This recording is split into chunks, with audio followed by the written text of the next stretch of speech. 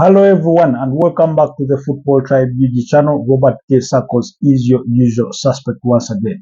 Welcome back from that Super Sunday Premier League action. I hope you did enjoy that one. A close scare or a close call for Liverpool there in their 3-2 victory over Southampton, while Manchester United upset our prediction that they would beat up against Ipswich Town because the two sides did share the spoils in a 1-all draw. So we'll be discussing those matters briefly for our Monday episode of the review of the weekend.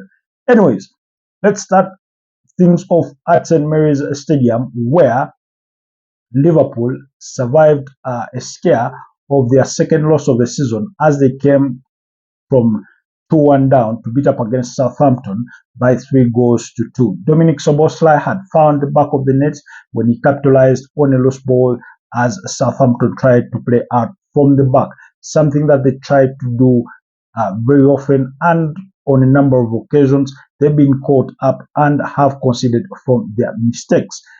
Anyway, that goal was later cancelled out from the penalty spot by Armstrong. Yes, he did miss the first attempt when Callagher made that save, but he capitalized on the rebound to restore parity for the Saints. And then Fernandes did score in the second half to make it 2-1, but that was cancelled out by Mo Salah's equalizer. Now, I do not know what the Southampton goalkeeper was doing when he came out for that ball, literally very much knowing that he was never going to get there before Mo Salah.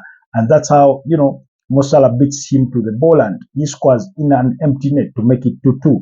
And then, of course, as the game went on, they did concede a penalty through a handball in the area. And then Mo Salah once again stepped up and converted from the spot kick to win it by 3 goals to 2 for Liverpool as they restored their 8-point gap at the top of the Premier League summit there, but in front of Manchester City, who have 23 points on their board. So it is Liverpool 31 points to their name, leading that pile. Anyway, in the other game, on the day, Manchester United, although we had predicted that they would beat up against Ipswich Town, this wasn't the case, as the two sides did share the spoils in a 1-all draw. Manchester United kicking off that game quite sharply through Marcus Rashford getting that opening goal. Amadou Diallo, very brilliant in that run up, leading to the assist that he did provide for Marcus Rashford. I did think that the Ipswich Town goalkeeper was slightly clumsy. He did take his time, like he wasn't fast enough to try and cut out that cross. So eventually Marcus Rashford beat him to it and he tapped that ball into the bottom corner, and Manchester United led by 1-0. I thought Manchester United looked impressive when they tried to build out from the back. You could see the patterns of play in which they tried to play out that ball. It is quite very similar to what Unai Emery compels his players to do at Aston Villa. So I thought that bit of it was very impressive. Whereas the final result was disappointing, perhaps for most Manchester United fans and to the new manager, Ruben Amorim. I thought for the moments when they had the ball, the way they tried to pass it around was it was patient. They didn't really panic so much, even when they were trying to build from the back and all that. Mazzarri, I thought, was a bit confident on that ball in that back line. At the end of it all, Andre Onana was the man of the match with, I think, about 3 very important saves in that particular game. So that clearly tells you, or paints for you the picture of the kind of game that it was, because I thought Ipswich largely dominated their affairs. They won those 50-50 balls. They went for it. They really pressed hard on Manchester United. And like their manager did say, that they overthought some of their decisions, and in some cases they were very slow in taking their decisions. So I thought Ipswich Town were quite impressive. They dominated, winning those 50-50 balls, especially around the midfield. They pressed United really high, and that resulted into that equalizer from former Arsenal youngster and eventually ex-Chelsea player in Omari Hudson with what was a brilliant strike.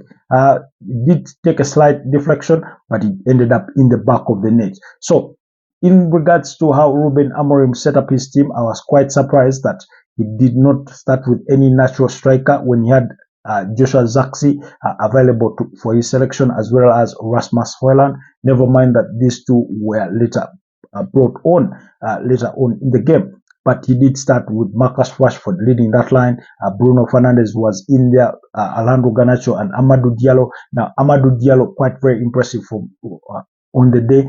Yes, Andre Onana, for the saves that he did make in the goal, was arguably my man of the match, but take nothing away from Amadou Diallo, because he really did give United everything they had when it came to going forward. The way he defended, the way he, carried that ball towards the Ipswich defenders was quite impressive in some moments of the game, although not all of them were successful.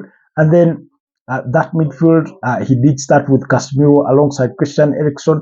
Again, I was a bit surprised with that, because the training session, like we highlighted that we had seen, he was in the preference of Casemiro alongside Kobe Mino. Maybe that will change.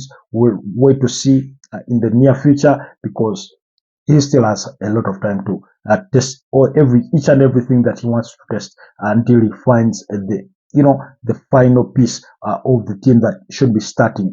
And then we did see Luke Shaw come on, but it was John Evans, Mazzarri, Diego Dalot, and Matthias de Ligt that did start in that back line. That kind of lineup.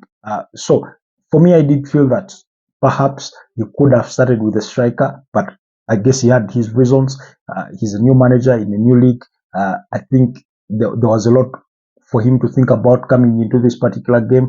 Otherwise, I thought Ipswich did fare quite well in that particular game. Anyway, that was it from Super Sunday. Do not forget, UEFA Champions League action does come your way in midweek. On Tuesday, some of your teams are in action. Others will be in action on Wednesday. And then the Europa League and the UEFA Conference League will be all come your way in the course of the week.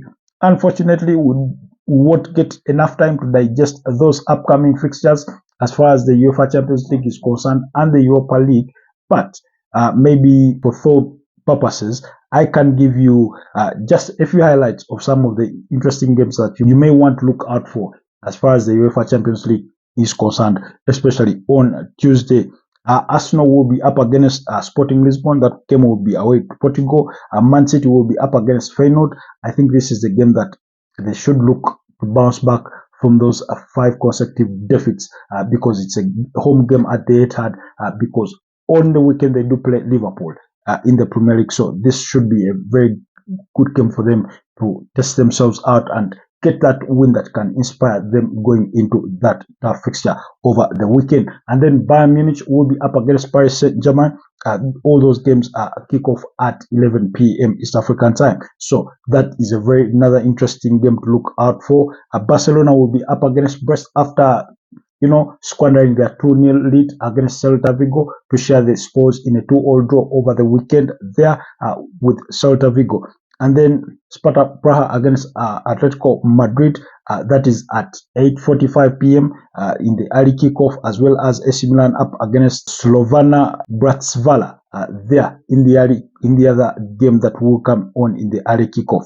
But take nothing away, because RB Salzburg and Bayer Leverkusen will be facing off in each other. I think that will equally be an interesting game.